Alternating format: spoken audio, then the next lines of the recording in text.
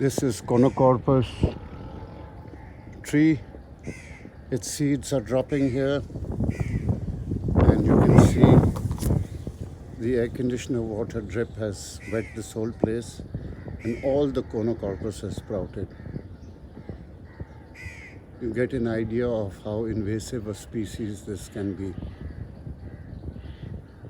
Not only are the roots invasive, but the species is also invasive. Given the correct conditions, dampness, the seed sprouts. Of course, that is with most species, but here it's detrimental.